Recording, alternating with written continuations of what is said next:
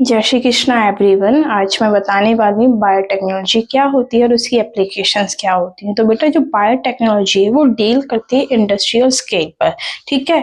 और वो क्या बनाती है, बायो फार्मास्यूटिकल्स और हमारे बायोलॉजिकल कुछ भी जो हम प्रोडक्ट्स बनाते हैं, प्रोसेसेस बनाते हैं by using genetically modified organisms जैसे कि माइक्रो, फंजाई, प्लांट्स और एनिमल्स, ठीक है। अब देखो हम कुछ ही प्रोडक्ट बना रहे हैं, ठीक है, तो जिसमें माइक्रोब्स का यूज हो रहा है या फंजाई, प्लांट्स, एनिमल्स का यूज हो रहा है, प्लस हमने उसमें जेनेटिक इंजीनियरिंग लगाई, उनके डीएनए के साथ मॉडिफिकेशंस की है, तो हम उसको बोल देंगे कि बायोटेक्नोलॉजी यहाँ पे हमने अप्लाई किया है, ठीक है। अब जैसे हम घर पे कर्ड बनाते हैं, ठीक है, उसमें लैक्टिक एसिड जो बैक्टीरिया है वो यूज होते हैं, तो क्या हम उसे बायोटेक्नोलॉजी का नाम दे देंगे? नहीं देंगे। क्यों? क्योंकि मैंने जस्ट अभी बताया जो बायोटेक्नोलॉजी वो डील करती है इंडस्ट्रियल स्केल पर, मतलब कि लार्ज अमाउंट में। अब हम समझते हैं कि बायोटेक्नोलॉजी की एप्लीकेशंस कहाँ कहाँ होती है, कि बायोटेक्नोलॉजी की कहाँ कहाँ हम अप्लाई करते हैं। तो फर्स्ट हम करते हैं थेरेप्टिक्स में, सेकंड हम करते हैं डायग्नोस्टिक में, थर्ड हम करते हैं जेनेटिकली मॉडिफाइड क्रॉप्स में, फोर्थ हम करते हैं प्रोसेस्ड फूड में, फिफ्थ हम करते हैं एनर्जी प्रोडक्शन में, और नेक्स्ट हम करते हैं अपना बेस ट्रीटमेंट में, और एक हम लास्ट करते हैं बायो रिमेडिएशंस में। अब एक एक करके मैं इनको एक्सप्लेन करूंगी, ठीक है।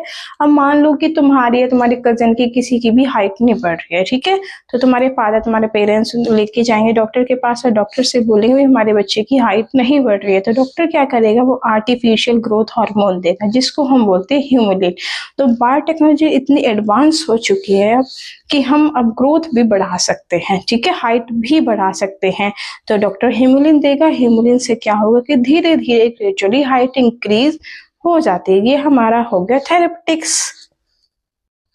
अब नेक्स्ट है डायग्नोस्टिक। तो मुझे एक छोटी सी बात बताओ कि अगर किसी पर्सन को कोई डिसीज है, कोई बीमारी है, तो हम कैसे पता लगाते हैं कि जब उसके सिम्टम्स शो होते हैं, तो मतलब जो पैथोजन है उसका जो अमाउंट है वो बॉडी के अंदर ऑलरेडी हाई है, तो तभी तो हमें सिम्टम्स शो हो रखे हैं, ठीक है।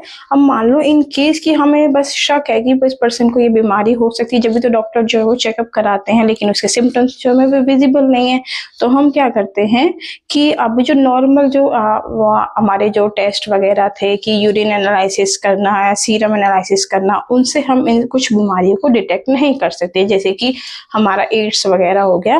तो इस बायोटेक्नोलॉजी में एक नया जो कुछ टेस्ट निकाली कि जिनसे पैथोजन का अमाउंट बहुत कम हो उसको भी वो डिटेक्ट कर सकती है, ठीक है, बाय क्लोनिंग, बाय एम्प्लीफिकेशन, जैसे कि हमारा पीसीआर और एलिजा। एग्जाम्पल के लिए जैसे हम एड्स का टेस्ट करते हैं तो एलिजा टेस्ट को यूज करके हम एड्स का पता लगा सकते हैं। जब अब नेक्स्ट है हमारा genetically modified crops for agriculture, ठीक है।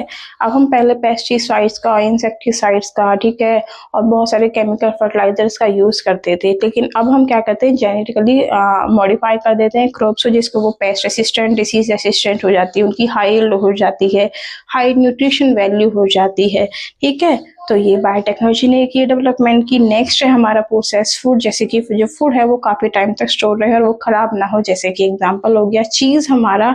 नेक्स्ट है हमारा बायो रिमेडिएशन। बायो रिमेडिएशन में क्या होता है कि सॉइल के अंदर जो है सॉल्ट की क्वांटिटी बहुत ज्यादा होती है, जिसकी वजह से जो है क्रॉप्स वो ग्रो नहीं कर पाती। तो बायो रिमेडिएशन एक ऐसा प्रोसेस निकाला है बायोटेक्नोलॉजी ने जिसके थ्रू हम सॉइल के अंदर के सॉल्ट की क्वांटिटी को रिड्यूस कर सकते हैं, जिससे वहां पे हम क्रॉप जो है अपनी वहां पे उगा सकते हैं। तो ये नेक्स्ट हमारा हो गया बायो रिमेडिएशन।